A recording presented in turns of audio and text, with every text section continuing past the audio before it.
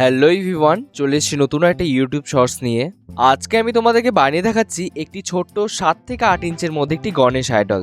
এই গণেশ আইডলটা দেখে কিন্তু অনেকেই তোমরা ভাবতে পারো যে আমি কোনো জুয়েলারি বানাচ্ছি, বাট তেমন কিছুই না।